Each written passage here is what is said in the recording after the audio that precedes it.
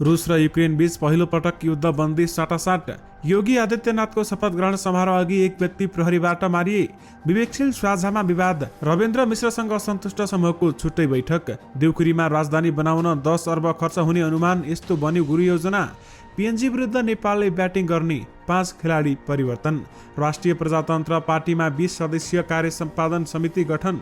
विकट स्थानमा निर्वाचन सामग्री ढुवानीको जिम्मा सेनालाई। बैंकहरूको सिडी रेसियो सीमा भन्दा माथि, निक्षेप बराबर नै कर्जा लगानी। सोन र चाँदीको मूल्य फेरि बढ्यो। थप 100 नेपाली वस्तुलाई चीनमा निर्यात। शून्य भन्सार दर सुविधा। जनसङ्ख्यामा महिला धेरै, मतदातामा पुरुष। कुखुराको मासुको मूल्य फेरि बढ्यो, प्रति किलो 480 रुपैयाँ। नायक पल शाहले दिए खुसीको खबर। प्रधानमन्त्री शेरबहादुर देउबा भारत जाँदै मोदीसँग द्विपक्षीय वार्ता हुने। भारतमा आज र भोलि बन्दको घोषणा। म्यादी प्रहरीका लागि झण्डै 4 लाखले दिए आवेदन। तालिबानको नयाँ नियम, पुरुष साथमा नभई महिलाले जहाज चढ्न नपाउने। दर्शक महानुभाव नमस्कार, तपाईहरुलाई फेरि पनि स्वागत गर्न चाहन्छु हाम्रो च्यानल स्मार्ट खबरमा।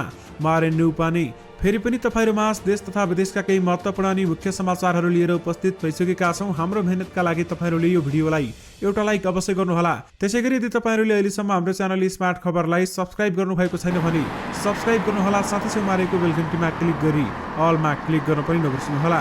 आउनुहोस् आजका देश विदेशका केही महत्त्वपूर्ण र मुख्य समाचार सुरु गरौं। पहिलो समाचार, प्रधानमन्त्री शेरबहादुर देउबा शुक्रबार भारत जाने र मोदीसँग द्विपक्षीय वार्ता हुने प्रसङ्गबाट। प्रधानमन्त्री शेरबहादुर देउबा 3 दिने औपचारिक भ्रमणका लागि शुक्रबार भारत जाने भएका छन्। भारतीय विदेश मन्त्रालयले सोमबार विज्ञप्ति जारी गरी प्रधानमन्त्री शेरबहादुर देउबाको औपचारिक भ्रमणको पुष्टि गरेको छ। भारतीय प्रधानमन्त्री नरेन्द्र मोदीको निमन्त्रणामा उनी आरजूसहित प्रधानमन्त्री शेरबहादुर देउबाले नेपाली टोलीको नेतृत्व गर्दै छिमेकी देश भारत जानेछन्। भारत रहँदा प्रधानमन्त्री देउबाले वाराणसी र उत्तर प्रदेशको भ्रमण गर्ने विज्ञप्तिमा उल्लेख गरिएको छ। प्रधानमन्त्री भइसकेपछि प्रधानमन्त्री शेरबहादुर देउबाको यो पहिलो राजकीय भ्रमण हो। परराष्ट्र मन्त्रालयले पनि विज्ञप्ति जारी गर्दै भ्रमणको पुष्टि गरेको छ। विज्ञप्ति अनुसार प्रधानमन्त्री देउबा र समकक्षी नरेन्द्र मोदीबीच शनिबार हैदराबाद हाउसमा द्विपक्षीय वार्ता हुनेछ। भारतीय प्रधानमन्त्री नरेन्द्र मोदीले सम्मानसहित नेपाली भ्रमण टोलीलाई सोही दिन दिवा भोज आयोजना गर्ने परराष्ट्र मन्त्रालयले जनाएको छ भने त्यस्तै प्रधानमन्त्री शेरबहादुर देउबाले नयाँ दिल्लीमा व्यापारीहरूलाई सम्बोधन गर्ने कार्यक्रम समेत रहेको छ। उनी 3 दिने औपचारिक भ्रमणपछि आइतबार स्वदेश फर्किनेछन्।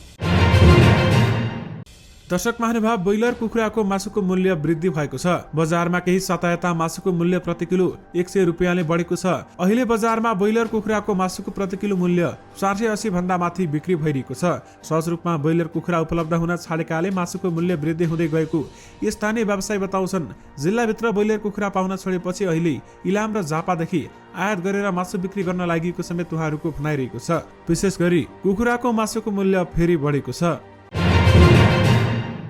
आगामी स्थानीय तह निर्वाचनमा 1,77,00,000 बढी मतदाता हुने भएका छन्। निर्वाचन आयोगले आइतबार अन्तिम मतदाता नामावली तय गरेको छ।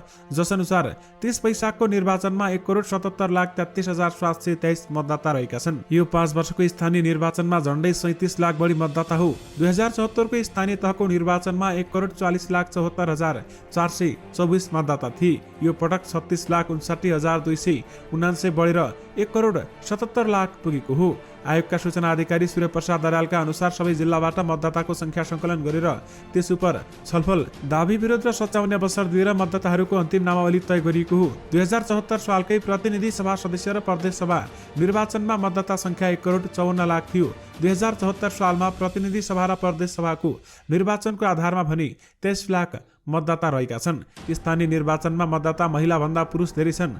89,92,010 पुरुष छन् भने 87,41,530 महिला र 183 अन्य रहेका छन्। अर्थात् 2,50,480 जना पुरुष मतदाता बढी रहेको समेत बताइएको छ। चीन सरकारले शून्य भन्सार दरमा आफ्नो मुलुकमा प्रवेश दिने नेपाली वस्तुको संख्या बढाएको छ।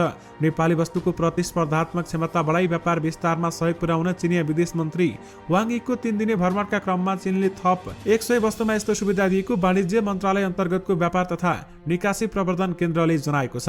यसअघि नेपाललाई 8,000 प्रकारका वस्तुमा शून्य भन्सार दर सुविधा रहेकोमा अब एक वस्तु थपिएको केन्द्रका तथ्याङ्क अधिकृत कृष्ण बजगाईले बताउनु भएको छ। अब शून्य भन्सार दरमा चीन निर्यात हुन पाउने नेपाली वस्तुको संख्या 930 पुगेको निकासी प्रवर्धन केन्द्रले जनाएको छ। चिनिया विदेश मन्त्री वाङ यीको नेपाल भ्रमणका क्रममा नेपाल र चीनबीच 9 बुँदे समझदारी हुँदा थप 100 वस्तुमा यस्तो सुविधा दिने समझदारी भएको छ। बजगाईले हामीसँग बताए अनुसार ती वस्तुको सूची भने सार्वजनिक भइसकेको छैन। नेपाललाई 2073 सालदेखि यस्तो सुविधा दिन सुरु गरेको चीनले 24 मङ्सिर 2072 देखि तेस्रो पटकमा यस्तो सुविधा थप गर्दै शून्य महसुल सुविधा छुट हुने वस्तुको संख्या 8030 पुर्याएको थियो।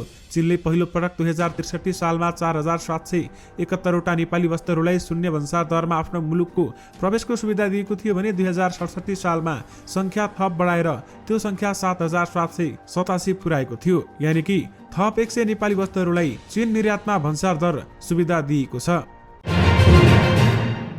आज सुन र चाँदीको मूल्य घटेको छ। नेपाल सुन चाँदी व्यवसायी महासंघका अनुसार सुनको मूल्य तोलामा 1400 र चाँदीको मूल्य 20 रुपियाँले घटेको हो। सोमबार छापावाला सुनको मूल्य तोलामा 1,05,000 र तेजाबी सुनको मूल्य 1 लाख रुपियाँ प्रति तोला कायम भएको महासंघका महासचिव धर्मसुन्दर बज्राचार्यले जानकारी दिनुभएको छ। यस्तै चाँदीको मूल्य 1380 रुपियाँ प्रति तोला तोकिएको छ। आइतबार चाँदी प्रति तोला 1400 रुपियाँमा खरिद बिक्री भएको थियो। आगामी वैशाख 30 मा हुन लागेको स्थानीय तह निर्वाचनमा विकट स्थानमा मतपत्र मतपेटिका र निर्वाचन सामग्री ढुवानीको जिम्मा नेपाली सेनालाई दिएको छ। गृहमन्त्री बालकृष्ण खाँडको नेतृत्वमा शुक्रबार बसेको केन्द्रीय सुरक्षा समितिको बैठकले पारित गरेको स्थानीय तह निर्वाचनमा एकीकृत सुरक्षा नीतिले विकट स्थानमा निर्वाचन सामग्रीको ढुवानी जिम्मा सेनालाई दिएको छ। निर्वाचनका लागि मतपत्र छपाई सम्बन्धी सुरक्षा जिम्मा पनि सेनालाई दिएको भएको गृह मन्त्रालयका अधिकारीले बताएका छन्। निर्वाचन सुरक्षाका लागि सुरक्षाकर्मीको अभाव हुने हुँदा हाल नेपाल प्रहरी र सशस्त्र प्रहरी बलले गर्दै आएको महत्त्वपूर्ण प्रतिष्ठान र संरचनाहरूको सुरक्षा व्यवस्थापनको जिम्मा पनि सेनालाई दिइने भएको छ। मन्त्रालयका अधिकारीका अनुसार देशभरका कारागार र विमानस्थलको सुरक्षामा खटिएका नेपाल प्रहरी र सशस्त्र प्रहरीका कर्मचारीहरूलाई पनि निर्वाचन सुरक्षामा खटाइनेछ र त्यहाँ सेनालाई पठाइनेछ। शान्ति सुरक्षा कायम गराउने गरी जिम्मेवारी पाएको नेपाल प्रहरीको ठूलो जनशक्ति निर्वाचनमा खटिने हुँदा मतदानको 30 दिन अघिबाट सेनालाई पनि पेट्रोलिङमा पठाउने व्यवस्था एकीकृत सुरक्षा नीतिमा गरिएको छ भन्दै बताइएको छ। निर्वाचनको समयमा गरिने आपतकालीन उद्धारमा जनशक्ति र सामग्री परिचालनका लागि हेलिकप्टर परिचालन गर्ने जिम्मेवारी सेनालाई दिएको छ। निर्वाचनको समय भेटिन सक्ने विस्फोटक पदार्थलाई निष्क्रिय पार्न बम डिस्पोजल गरी टोली परिचालन गर्ने जिम्मेवारी पनि सेनालाई दिएको छ। यानि कि विकट स्थानमा निर्वाचन सामग्री ढुवानीको जिम्मा नेपाली सेनालाई दिएको छ। भारतको उत्तर प्रदेशमा योगी आदित्यनाथले दोस्रो कार्यकालका लागि मुख्यमन्त्री पदको शपथ ग्रहण गर्नुभन्दा केही घण्टा अगाडि प्रहरी कारबाहीमा एक व्यक्ति मारिएका छन्।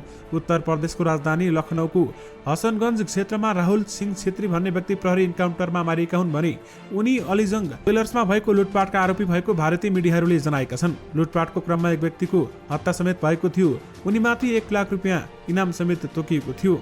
शुक्रबार बिहान करिब 4 बजे हसनगञ्ज क्षेत्रमा उनी रहेको थाहा पाएपछि लखनऊ प्रहरीले घेरा हालेको थियो। त्यसपछि दुवै तर्फबाट फायरिङ भएको र प्रहरीको गोली लागेर उनको मृत्यु भएको भारतीय मिडियाहरूले उल्लेख गरेका छन्। योगी आदित्यनाथले मुख्यमन्त्री पदको लगातार दोस्रो इनिङ सुरु गर्दै गर्दा आजको शपथ ग्रहण समारोहमा सुरक्षा व्यवस्था कडा समेत पारिएको छ।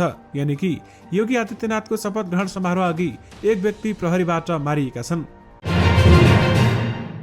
विवेकशील साझा पार्टीमा विवाद चुलिएको छ। आइतबार बसेको बैठकमा अध्यक्ष रविन्द्र मिश्रले प्रदेश संयोजकहरू तोकेको निर्णय सुनाएपछि नेताहरूले विरोध गरेका छन्। अध्यक्ष मिश्रले पार्टीमा एक्लौटी गरेको तथा राप्रपासँग पार्टी मिलाउन खोजेको भन्दै असन्तुष्ट नेताहरू भेला भएका छन्। उनीहरू मध्येका एक भन्छन्, हाम्रो केन्द्रीय समितिमा करिब 150 जना छौं, जसमध्ये भौतिक र भर्चुअल गरेर 90 जना भन्दा बढी कसरी जाने भनेर छलफल गरिरहेका छौं। आइतबार मिश्रले मध्य प्रदेशको संयोजकतामा धनपति महतो, बागमतीमा सञ्जीव बल्लभ भट्टराई, गण्डकीमा सुशील अधिकारी केसी र अन्तर्राष्ट्रिय समितिको संयोजकमा एसके श्रेष्ठ चयन गरेको जानकारी गराएका थिए। बागमतीमा विराज भक्त महर्जन र गण्डकी प्रदेशमा जमुना शर्मा संयोजकको आकांक्षी थिए। अध्यक्ष मिश्रले 26 केन्द्रीय सदस्यहरूलाई कारबाही गरेको र पार्टी महाधिवेशन स्थानीय चुनावपछि गर्ने निर्णय भएको बताएका छन्। पार्टीका महत्त्वपूर्ण विषयमा छलफल नगरी एक्लौटी गरेको भन्दै नेताहरू भने मिश्रसँग असन्तुष्ट रहेका छन्। त्रिदेशीय टी20 श्रृङ्खलाको पहिलो खेलमा नेपालले पपुवा न्युगिनी पिएनजी विरुद्ध पहिलो ब्याटिङ गर्ने भएको छ। किर्तिपुर स्थित टियु मैदानमा पिएनजीले टस जितेर बलिङ रोज्दै घरेलु टोली नेपाललाई ब्याटिङको निम्तो दिएको हो। यसअघि पिएनजी विरुद्ध एक दिवसीय श्रृङ्खलामा खेलेको नेपाल टिममा 5 खेलाडी परिवर्तन भएका थिए। एक दिवसीय खेलका कप्तान सन्दीप लामिछाने सहित सोमपाल कामी, रोहित पौडेल, आरिफ शेख, दिपेन्द्र सिंह एरी र कुशल भुतेल टी20 टिममा पनि खेल्दैछन्। यसबाहेक असिफ शेख, करण केसी, अविनाश बोहरा, कुशल मल्ल र लोकेश बम टी20मा पहिलो रोजाइमा खेल्दैछन् भने पहिलो पटक टी20 राष्ट्रिय टिममा समावेश भएका आदिल अन्सारी भने सोमबार नेपालको टिममा नपरेको बताइएको छ। एक दिवसीयमा शतक प्रहार गरेका रोहित पौडेल सोमबार बिहान मात्रै टी20 श्रृङ्खलाका लागि टिममा समावेश भएका थिए। यानि कि पीएनजी विरुद्ध नेपालले ब्याटिङ गर्ने भएको छ भने 5 खेलाडी परिवर्तन गरिएको छ।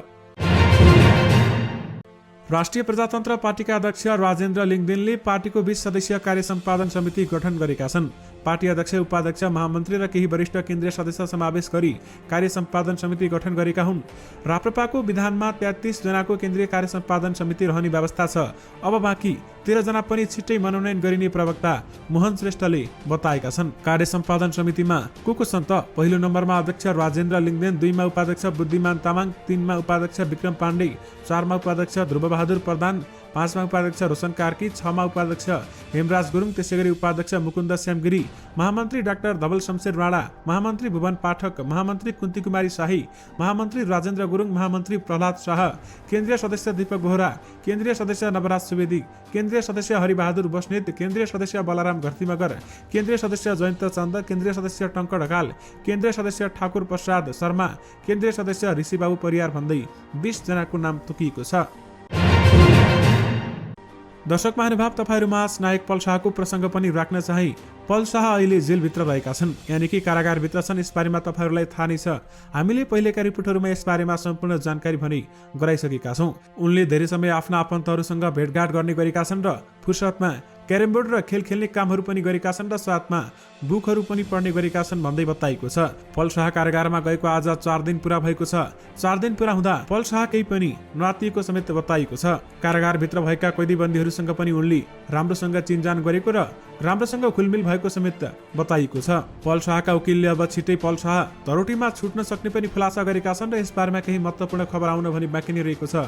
यसबारेमा थप केही जानकारीमा तपाईहरुमा पक्कै पनि लिएर आउने नै छौं।